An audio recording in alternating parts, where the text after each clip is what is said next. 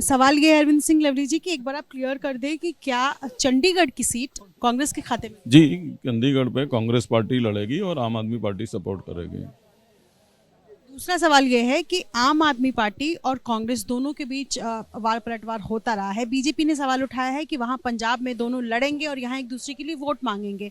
इस सवाल पर आपकी प्रतिक्रिया क्या? एक्चुअली बीजेपी का और नीतीश कुमार जी का बहुत प्यार था पहले, अब जो है अलायंस में आ गए हैं।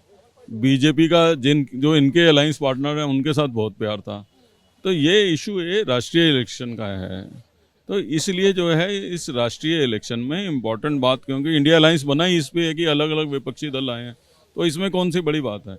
और अभी चुनाव राष्ट्र का है, लोकतंत्र को बचाने का है, देश के बुनियादी असूलों को निकालने का है। हमने पहले भी कहा था कि इंडिया अलायंस ना केवल दिल्ली में, देश भर में मजबूती के साथ चुनाव लड़ेगा, और दिल्ली में तो इसके बहुत ही सुखद परिणाम आएंगे।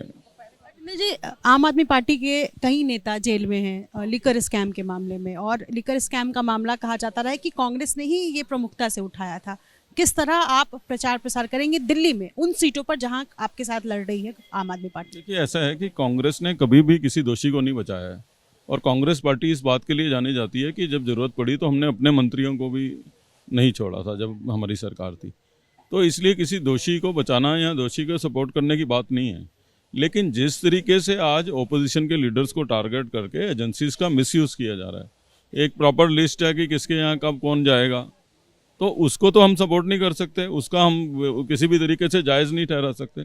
तो इसलिए ये कहना कि हम जो है इसलिए प्रचार में नहीं जाएंगे, तो ये अपने आप में मैं समझता हूँ कि प्रश्न नहीं उठता।